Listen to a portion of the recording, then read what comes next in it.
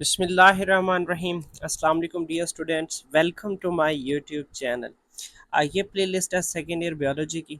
आप लोग इस गाज़ियन ज़ूलॉजिस्ट को सर्च करके आप यहाँ से जो ये प्लेलिस्ट है या ओपन करके आप वॉच कर सकते हैं। प्रॉपर मतलब एक सीक्वेंस से लेक्चर यहाँ पे दिए हुए हैं। ओके, तो मैं आप लोगों का टाइम बिल्कुल वेस्ट नहीं करना चाहूँगा। ठीक है, चलें जी, नेक्स्ट हम अपने जो टॉपिक है हमारा, हम उसकी तरफ चलते हैं। ठीक है, तो आज हमने जो लेक्चर डिस्कस करना है वो है लार्ज इंटेस्टाइन के बारे में।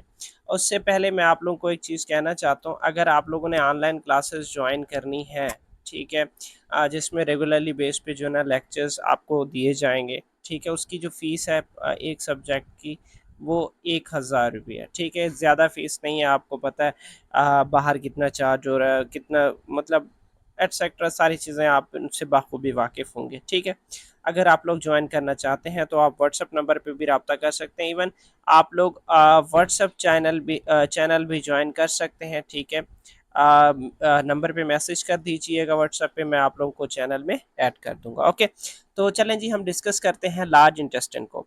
देखें, लार्ज इंटेस्टाइन आपको पता है कि इनिशियली क्या है, स्टमक है। स्टमक के बाद क्या आता है, स्मॉल इंटेस्टाइन। स्मॉल इंटेस्टाइन के बाद क्या आता है, लार्ज इंटेस्टाइन। ठीक है, अब अगर मैं बात करूँ डाइजेशन की, डाइजेशन स्टार्ट होता है माउथ से। ठीक है, डाइजेशन की अगर मैं बात करूँ, डाइजेशन स्टार्ट होता है माउथ से। ठीक है, स्टार्ट फ्रॉम माउथ। अब उसकी जो इख्तिताम हो जाती है ना, वो स्मॉल इंटेस्टाइन पे ख़त्म हो जाती है। अब फिर स्मॉल इंटेस्टाइन तक तो ख़त्म हो जाती है, डाइजेशन भी होगी, एब्जॉर्प्शन भी होगी। तो यहाँ पे लार्ज इंटेस्टाइन का क्या काम है, इसके ऐसे बहुत सारे काम है। ठीक है, जो हमारे लिए बहुत ज़रूरी है। ठीक है, बहुत फ्रूटफुल जो फंक्शंस है ये परफॉर्म कर रहा होता है। ठीक है, तो चलें जी, डिस्कस करते हैं इसको। अच्छा, सबसे पहले ये आपको डायग्राम में एक डायग्राम यहाँ पे शो हो रहा है, ये जिसमें ये लार्ज इंटेस्टाइन को उन्होंने एक्सप्लेन किया हुआ है, उसके पार्ट्स को एक्सप्लेन किया हुआ है। तो मैं इसी चीज़ से हम स्टार्ट करेंगे। इसी चीज़ को हम नाम देते हैं सेक्शन या पार्ट्स ऑफ लार्ज इंटेस्टाइन। तो पार्ट्स ऑफ लार्ज इंटेस्टाइन की बात करूँ तो इनिशियली इसका फर्स्ट पार्ट है सीकम। यहाँ पे आपको शो हो रहा है, ये सीकम आपको शो हो रहा है। ये सीकम एक्चुअली कनेक्टेड होता है पीछे से स्मॉल इंटेस्टाइन के साथ, connected to the small intestine. और यहाँ पे एक जंक्शन होता है, उस जंक्शन को नाम दिया जाता है एलियोसिकल जंक्शन। अब ये वो जंक्शन है जो किसके साथ, इस जंक्शन की मदद से जो लार्ज इंटेस्टाइन है और स्मॉल इंटेस्टाइन है ये आपस में कनेक्टेड होते हैं। ठीक है, अच्छा, अब उसके बाद यहाँ पे स्फिंक्टर मसल्स भी मौजूद होती हैं। स्फिंक्टर मसल, ठीक है। अब इन स्फिंक्टर मसल्स का क्या काम होगा कि वो इस वो आने वाले सब्सटेंसेस की मूवमेंट को रेगुलेट करते हैं। अच्छा, अब उसके बाद नेक्स्ट मैं इसको रेज कर रहा हूँ। अब उसके बाद इसके बाद जो है ना, इसके फिर उसी सीकम के पार्ट्स हैं। अब ये इसका असेंडिंग कोलान हो गया, सॉरी मतलब उसके बाद कोलान आता है, सीकम कोलान रेक्टम। तो अब सीकम के बाद कोलान है। कोलान के फर्दर चार पार्ट्स हैं, असेंडिंग कोलान है, ट्रांसवर्स कोलान है, इसी तरीके से डिसेंडिंग कोलान है, और क्या है, सिग्माइड कोलान है। और उसके बाद एंड में क्या आ जाता है, रेक्टम। रेक्टम के बाद फर्दर क्या आ जाता है, एनस आ जाता है। ठीक है, अच्छा, अब सीकम, सीकम के बाद क्या आया, असेंडिंग कोलान, फिर ट्रांसवर्स कोलान, फिर डिसेंडिंग कोलान, फिर सेगमाइड कोलान, और एंड में क्या है, rectum. Rectum is connected to the, मतलब रेक्टम से जो फीसेस है वो बॉडी से आउटसाइड मूव करती हैं थ्रू एनस।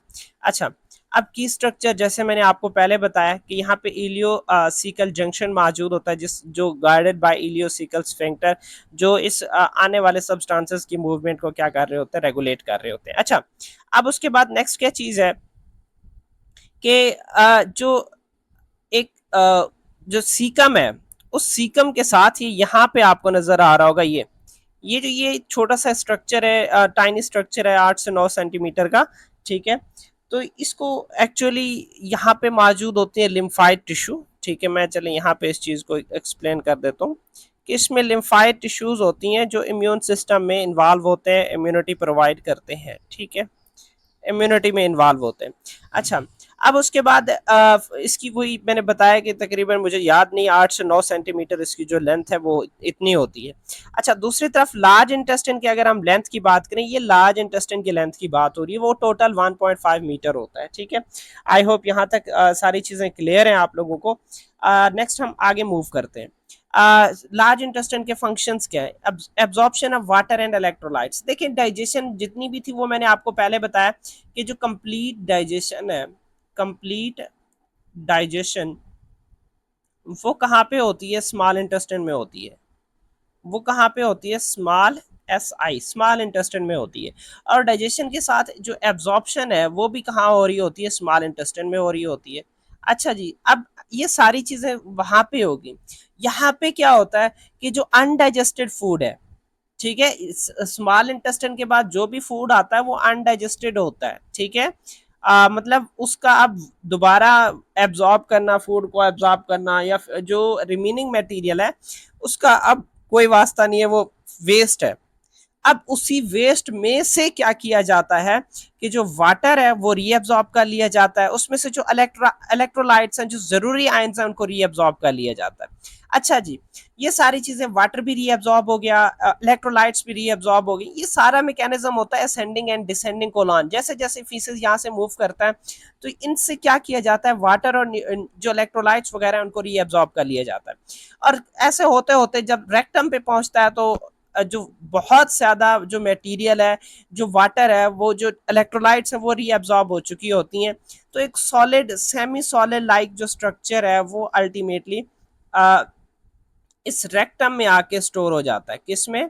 रेक्टम में स्टोर्ड हो जाता है। ठीक है, यहाँ तक आई होप बात क्लियर है। ठीक है, यहाँ तक बात क्लियर है कि भाई सारी जो न्यूट्रिएंट्स वाटर एब्जॉर्ब हो गई, बाकी सेमी सॉलिड जो मटेरियल बचता है वो रेक्टम में इस जगह पे आके यहाँ पे क्या हो जाता है? स्टोर हो जाता है। ठीक है, ये इसका फर्स्ट फंक्शन था।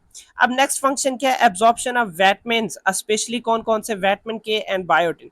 देखिए, लार्ज इंटेस्टाइन में, कोलान में कुछ बैक्टीरिया मौजूद होते हैं जो विटामिन के को प्रोड्यूस करते हैं, और साथ में बायोटिन, विटामिन B12 है मेरे ख्याल से, तो ये इसको क्या करते हैं कि इनकी प्रोडक्शन में इन्वॉल्व होते हैं। ठीक है, तो वो वही विटामिन भी इस लार्ज इंटेस्टाइन में क्या की जाती हैं? एब्जॉर्ब की जाती हैं। अब उसके बाद नेक्स्ट क्या है? Reduce the acidity and protection from the infection. ये दो इसके काम है। अब रिड्यूस द एसिडिटी कैसे? कि सेक्रीशन ऑफ बाइकार्बोनेट्स। देखें, स्मॉल इंटेस्टाइन में आपको पता है कि फैटी एसिड वगैरह की एब्जॉर्प्शन होती है, फैटी एसिड की एक्यूमुलेशन होती है, तो इस वजह से या दूसरे मिनरल्स की वजह से, ठीक है, एसिडिटी थोड़ी बढ़ जाती है। ठीक है, मिनरल्स की वजह से एसिडिटी बढ़ जाती है, तो उसमें बाइकार्बोनेट आयन रिलीज होते हैं। ठीक है, secrete bicarbonate ion to neutralise the acidity. ठीक है, inside the intestine, large intestine. अब उसके बाद इसमें जो सेकंड है, जो म्यूकोसल बैरियर होता है, इसका जो म्यूकोसा लेयर होता है जो पूरे जीआईटी में मौजूद है, उसका क्या काम होता है कि वो इन्फेक्शन या जर्म पार्टिकल्स को सेल के अंदर जाने से प्रोटेक्ट करता है। आपको पता है कि कितने बहुत ज्यादा जो जर्म्स है वो लार्ज इंटेस्टाइन में मौजूद होते हैं। ठीक है, अब वहां पे जर्म्स की बहुत ज्यादा ग्रोथ हो रही होती है, प्रोडक्शन हो रही होती है। अब उन जर्म्स को प्रोटेक्ट किया जाता है कि वो हमारी बॉडी, मतलब हमारी बॉडी को उन जर्म्स से प्रोटेक्ट किया जाता है कि वो उसके अंदर, बॉडी के सेल्स के अंदर मूव ना करें। अब इसमें किसका बेसिक रोल होता है? वो म्यूकोसा का बेसिक रोल होता है, ताकि हमारी बॉडी या हमारे जो सेल्स है वो प्रोटेक्टेड रहे फ्रॉम द जर्म्स।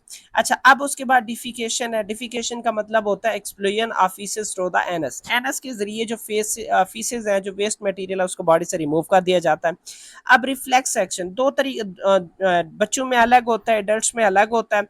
अब इन्फेंट्स की बात करें, ये ऑटोमेटिक होता है due to immature voluntary control. उनमें वॉलंटरी कंट्रोल नहीं होता, या उनको पता ही नहीं होता, मतलब उनमें ये समझ ही नहीं होती कि इसको कंट्रोल कैसे किया जाए, मतलब इमेच्योरिटी की वजह से। इन्फेंट्स में जो रिफ्लेक्स मैकेनिज्म है फीसेस को एक्सपेल करने का, वो ऑटोमेटिक होता है। बट एडल्ट्स में क्या होता है कि रेक्टम की डिस्टेंशन, ठीक है, वहाँ पे मतलब कितना रेक्टम पे प्रेशर पड़ रहा है, एब्डोमिनल प्रेशर पे डिपेंड करता है, उस हवाले से जो है ना रिफ्लेक्स जो मैकेनिज्म है वो ट्रैगर होता है। अब ये ट्रैगर कैसे होता है, इसका मैकेनिज्म कैसे है।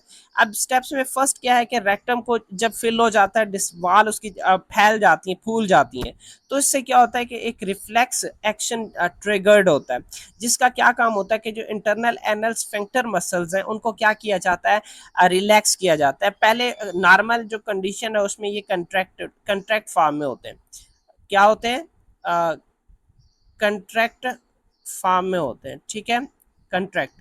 अब जब रिफ्लेक्स एक्शन आएगा तो वो जो एनल स्फिंक्टर मसल्स हैं वो क्या होंगे, रिलैक्स होंगी और एक्सपेंड होंगी, क्या होंगी, एक्सपेंड।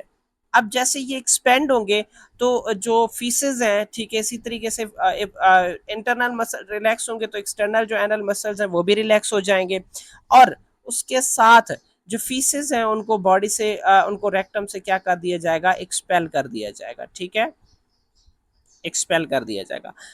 रेक्टम फिल होगा, जब रेक्टम फिल होगा तो जो उसकी वाल्स हैं वो फूल जाएंगे, डिस्टेंड हो जाएंगे, जिसकी बेस पे एक रिफ्लेक्स एक्शन जनरेट होगा जो इंटरनल और external sphincter muscle anal muscles को, एनल स्फिंक्टर मसल्स को रिलैक्स करेगा, ठीक है। ये ऑफ कोर्स मैकेनिज्म वॉलेंट्री होता है, बट जब मसल्स रिलैक्स होते हैं तो जो फीसेस हैं उनको एक्सपेल किया जाता है, फोर्स किया जाता है कि वो एनएस के जरिए बॉडी से बाहर निकलें, ठीक है। और बाकी आप ज़्यादा समझदार हैं, ओके। अच्छा, अब ये वॉलेंट्री एक्शन होता है, मतलब ये इंसान के कंट्रोल में होता है, ठीक है, वो इंसान पे डिपेंड करता है कि वो कितने हद तक कंट्रोल कर सकता है। अच्छा, आगे, अब metabolic waste and storage roles, ये आगे ये है लीवर का, सॉरी मैं यहाँ पे टॉपिक लिखना भूल गया, ठीक है, लीवर। अच्छा, लिवर के बारे में आप जानते हैं कि लिवर वो स्ट्रक्चर है जो more than 500 vital functions perform करता है, ठीक है, 500 फंक्शन। लिवर के दो लोब होते हैं, ठीक है, दो लोब होते हैं, जिसमें से जो राइट है वो लार्जर होता है, ठीक है, और जो लेफ्ट होता है वो स्मॉलर होता है, ठीक है। अच्छा, अब इसके बहुत सारे फंक्शंस हैं, जो आपकी बुक में जो डिस्क्रिप्शन दी हुई है उस डिस्क्रिप्शन में भी वही उन्हीं फंक्शंस को डिस्क्राइब किया गया है जो उसके अलग सेपरेट दिए हुए हैं। आई होप ये है कि इस टॉपिक के बाद, इस पढ़ने के बाद आपको ये इन पॉइंट्स को पढ़ने के बाद आपके जो जितने भी कंसेप्ट है वो यहाँ से क्लियर हो जाएंगे, ठीक है। अब इवन मैं फर्दर एक छोटी सी और भी बात कर दूं कि देखें जो लीवर है, लीवर में मौजूद होते हैं छोटे छोटे लोब्यूल्स। अब यही लोब्यूल्स फिर बाइल डक्ट के साथ कनेक्टेड होते हैं, बाइल डक्ट के साथ कनेक्टेड होते हैं, और बाइल डक्ट फिर जाके किस में करता है, ड्यूडीनम में, ठीक है। इस चीज़ को भी हम यहाँ पे पढ़ेंगे, तीन से बहुत सारे इसके फंक्शन है, मैंने आपको बताया, जिसमें से चंद यहाँ पे आपको दिए हुए हैं, ठीक है। अच्छा, फर्स्ट क्या है कि प्रोड्यूस बाइल, देखिए लीवर का काम होता है बाइल प्रोड्यूस करना। अब बाइल के पीछे रीजन क्या है, बाइल एक येलो ग्रीनिश लिक्विड होता है, ठीक है, येलो ग्रीनिश लिक्विड होता है। अब जो होता ही है कि जब हीमोग्लोबिन की ब्रेकडाउन होती है, हीमोग्लोबिन इसकी ब्रेकडाउन होती है, ठीक है, इसको ब्रेक किया जाता है तो उस दौरान कुछ सब्सटेंसेस रिलीज होती हैं, जैसे ब्लूरिबिन, यहाँ पे भी मेंशन है, ये देखें, ये ब्लूरिबिन, ठीक है, ब्रेकडाउन। तो अब सब्सटेंसेस रिलीज होती हैं, ब्लूरिबिन समथिंग और भी ऐसे लिक्विड है। अब होता यह है कि इससे जो आयरन है, आयरन इसको रिमूव कर लिया जाता है। अब जो बाकी बचने वाला सब्सटेंसेस है वो ब्लूरिबिन, बाइल, इन सारी चीज़ों में कन्वर्ट होता है, जो बेसिक आयरन है वहां से रिमूव कर लिया जाता है, ठीक है। तो इनिशियली इसका क्या काम है कि बाइल प्रोड्यूस करता है। बाइल प्रोड्यूस कैसे होता है, इसी हीमोग्लोबिन की ब्रेकडाउन से। अब उसके अलावा नेक्स्ट क्या चीज़ है कि प्लाज्मिक प्लाज्मा प्रोटीन, जैसे एल्ब्यूमिन है, किसमें इन्वॉल्व होता है, ऑस्मोटिक प्रेशर में, ऑस्मोटिक रेगुलेशन में, ठीक है, मैं यहाँ पे लिख रहा हूँ ऑस्मोटिक रेगुलेशन, ठीक है, इसमें इन्वॉल्व होता है ऑस्मोटिक रेगुलेशन, ओके। अब उसके बाद नेक्स्ट फेब्रिनोजेन है जो ब्लड क्लॉटिंग में इन्वॉल्व होता है, ठीक है, ब्लड क्लॉटिंग में इन्वॉल्व होता है। अब ग्लोब्यूलिन है, ग्लोब्यूलिन एंटीबॉडीज हैं जो कि हमारी इम्यून सिस्टम में इन्वॉल्व होते हैं। रेगुलेट्स कोलेस्ट्रोल, देखिए ब्लड में कोलेस्ट्रोल लेवल, जो लिपिड्स जो फैटी एसिड्स कंसंट्रेशन है उनकी क्वांटिटी को रेगुलेट करता है। कन्वर्ट ग्लूकोज इनटू ग्लाइकोजन, देखिए हमारे बॉडी में जब ग्लूकोज की कंसंट्रेशन ज्यादा हो जाती है, ठीक है, तो उस ग्लूकोज को कन्वर्ट किया जाता है, सॉरी ग्लूकोज, हाँ, उसको कन्वर्ट किया जाता है ग्लाइकोजन में, ठीक है। अब इसमें कौन से हार्मोन इन्वॉल्व होते हैं, उसमें आपको पता है इंसुलिन इन्वॉल्व होता है, ठीक है। इंसुलिन क्या करता है कि ग्लाइकोजन को ग्लूकोज में कन्वर्ट करता है, सॉरी ग्लूकोज को ग्लाइकोजन में कन्वर्ट करता है। अब जब हमारे बॉडी में ग्लूकोज की कमी होती है तो इसी ग्लाइकोजन को दोबारा ग्लूकोज में कन्वर्ट किया जाता है। अब इसके पीछे कौन सा ग्लूकागोन हार्मोन जो है इसमें इन्वॉल्व होता है, ये चीज भी आप लोग पहले पढ़ चुके हैं, ठीक है। अच्छा, उसके बाद regulates the amino acid concentration. Amino acid की कंसंट्रेशन को क्या किया जाता है, किया जाता है। आपको पता है amino acid essential amino acids होती हैं जो हम बाहर से लेते हैं, ठीक है। हम फूड के जरिए इनटेक करते हैं, हमारी बॉडी की डिफरेंट स्ट्रक्चर में इन्वॉल्व होते हैं, एंजाइम की प्रोडक्शन में इन्वॉल्व होते हैं, इसी तरीके से एंटीबॉडीज एक्सेट्रा बहुत सारे फंक्शंस में इन्वॉल्व होते हैं। स्टोर आयरन, जो कि मैंने अभी बात की थी, ऊपर पहले बात की थी कि जो कि हीमोग्लोबिन से लिया जाता है, उस आयरन को भी ये स्टोर करते हैं। अब कन्वर्ट अमोनिया इनटू यूरिया। देखिए अमोनिया एक टॉक्सिक प्रोडक्ट है जो कि प्रोटीन से प्रोड्यूस होता है, ठीक है। प्रोटीन का एक बाय प्रोडक्ट, वेस्ट प्रोडक्ट है जो प्रोटीन से प्रोड्यूस होता है। अब इसको लेस टॉक्सिक यूरिया में कन्वर्ट किया जाता है। इसी तरीके से डिटॉक्सिफिकेशन ऑफ ड्रग्स या केमिकल्स, देखें जितना भी फूड न्यूट्रिएंट्स हैं वो स्मॉल इंटेस्टाइन में एब्जॉर्ब होते हैं। स्मॉल इंटेस्टाइन में एब्जॉर्ब होने के बाद वो जो ब्लड है वो कहाँ जाता है, लिवर में जाता है। और लिवर में जाके क्या होता है कि उसमें जो जर्म्स हैं, जो केमिकल्स हैं, जो सारी न्यूट्रिएंट्स वगैरह हैं, वो सारी मतलब एक दफा उनको छान लिया जाता है, ठीक है। जो ड्रग्स वगैरह हैं, वो जर्म्स वगैरह हैं, उनको किल कर दिया जाता है, उनको मतलब साइड पे कर लिया जाता है। डिटॉक्सिफिकेशन में इन्वॉल्व होता है। ब्लड क्लॉट्स की रेगुलेशन में इन्वॉल्व होता है, ठीक है। ऐसे केमिकल्स प्रोड्यूस करता है, जैसे कि मैंने बात की फेब्रिनोजन की। इम्यून डिफेंस में इन्वॉल्व होता है, इसमें भी मैंने कहा कि ग्लोब्यूलिन्स की प्रोडक्शन होती है जो इम्यूनिटी में इन्वॉल्व होते हैं, और भी ऐसे केमिकल्स की प्रोडक्शन में इन्वॉल्व होता है। रिमूव्स ब्ल्यूरिबिन, जो कि मैंने अभी बात की है कि ब्ल्यूरिबिन कहाँ से कैसे प्रोड्यूस होता है, हीमोग्लोबिन से, ठीक है। अच्छा, आगे है बाइल कंपोजिशन। देखिए बाइल हमने पहले भी कहा, it is produced by liver and stored by gall bladder, ठीक है। अब बाइल में क्या होता है, वही बाइल साल्ट्स होता है जिसमें सोडियम ग्लाइकोलेट है, बाइल पिगमेंट्स होते हैं, ब्ल्यूरिबिन, कोलेस्ट्रॉल्स और इसी तरीके से लेसिथिन मौजूद होते हैं। ये वो केमिकल्स हैं जो इसकी कंपोजिशन में मौजूद होते हैं। अच्छा, अब इसका फंक्शन क्या है, यहाँ पे देखें ये कॉमन हिपैटिक डक्ट है, ठीक है। ये सिस्टिक डक्ट है, यहाँ पे ऊपर इस साइड पे लीवर मौजूद होगा, ऊपर वाली साइड पे इधर, ठीक है। अब वहां से सबसे पहले जो न्यूट्रिएंट्स जो बाइल है वो आके गाल ब्लेडर में स्टोर होता है। जब जरूरत होती है तो उसे कॉमन बाइल डक्ट के जरिए किसमें, इस ड्यूडीनम में क्या कर दिया जाएगा, रिलीज कर दिया जाएगा, ठीक है। अच्छा, अब इमल्स इसका फंक्शन क्या है कि ये इमल्सिफिकेशन ऑफ फैट्स में इन्वॉल्व होता है वाया बाइल साल्ट्स, ठीक है। अब उसके बाद क्या है कि एक्सक्रीशन एक्सक्रीट्स ब्ल्यूरिबिन्स एंड वेस्ट, इसी के जरिए जो लीवर से ब्ल्यूरिबिन्स वगैरह जो आते हैं वो भी यहाँ से रिलीज हो जाते हैं। और उसके बाद at the absorption of fatty acid, इसका क्या काम होता है, फैटी एसिड में भी इन्वॉल्व होता है, ठीक है। आज का लेक्चर यहाँ तक था। इंशाल्लाह जो नेक्स्ट हमारा टॉपिक होगा वो पैंक्रियाज से रिलेटेड होगा, और अगले वीडियो में हम इस चैप्टर को ख़त्म करेंगे, ठीक है। और आप लोगों से रिक्वेस्ट है कि व्हाट्सएप पे आप चैनल ज्वाइन कर सकते हैं। नंबर मैंने वैसे शुरू में भी दिया था, यहाँ पे भी दे रहा हूँ आप लोगों को। और उसके बाद जो ना ऑनलाइन क्लासेस आप लोग ज्वाइन कर सकते हैं, ठीक है। उम्मीद करता हूँ कि आप लोगों को ये जो लेक्चर है वो समझ आ गया होगा। कोई भी मुश्किल है तो आप यहाँ पे भी आप रब्ता कर सकते हैं, कमेंट सेक्शन में भी कमेंट कर सकते हैं। हाँ, मैं तो भूल ही गया, कमेंट में भाई अपनी अटेंडेंस लगा दें, शाबाश जल्दी करें, ठीक है। कमेंट्स में अपनी अटेंडेंस लगा दें, ठीक है। और उसके बाद जो है ना कोई क्वेश्चन है तो आप व्हाट्सएप पे भी रब्ता कर सकते हैं, यहाँ कमेंट सेक्शन में भी कमेंट कर सकते हैं। इंशाल्लाह मिलते हैं नेक्स्ट वीडियो में, तब तक इजाज़त चाहता हूँ। ओके, अल्लाह हाफिज़।